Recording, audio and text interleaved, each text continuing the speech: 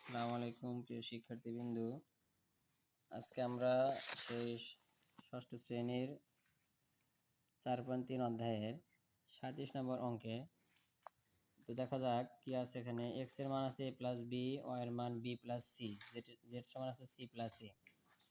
এটা দুটো সাইড আছে, এটা লেফট সাইড আর একটা রাইট সাইড। এখন লেফট সাইডে আছে x minus Y plus Z, এটা করলে যেন 2a বের হয়।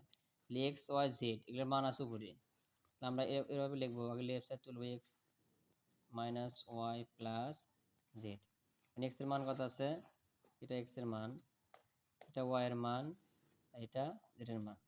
মান বসাবো, তাহলে এক্স এর জায়গায় মান কি এ প্লাস বি, অঙ্কে মাইনাস আছে, মাইনাস ওয়াই এর মান কি বি প্লাস সি, তাহলে মাইনাস থাকলে আমরা ব্র্যাকেট কে দেবো B plus C plus Z, Z এর মান কি সি প্লাস এ।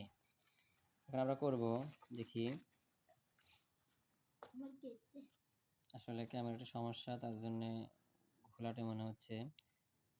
দেখেন এই যে এখানে এ প্লাস বি যেরকম আছে সেরকম লিখবো, মাইনাস যখন ব্র্যাকেট তুলে দেবো তখন ভিতরে চিহ্ন চেঞ্জ হয়ে যাবে। এই মাইনাসটা মাইনাস প্লাসে গুণ হয় কী হবে, মাইনাস হবে।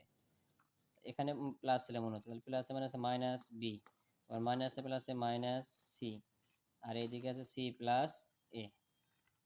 এখন দেখেন এ প্লাস তাহলে 2a, আর B plus B minus C plus, তাহলে 2a। তাহলে দেখেন এখানে খেয়াল করেন, এই যে 2a আর এই যে দেখেন 2a রাইট সাইড একই, অতএব left side equal right side. দেখাতে বললে শর্ট অথবা দেখানো হলো। আশা করি সবাই বুঝতে পারছেন, না বুঝলে কমেন্টে অবশ্যই জানাবেন।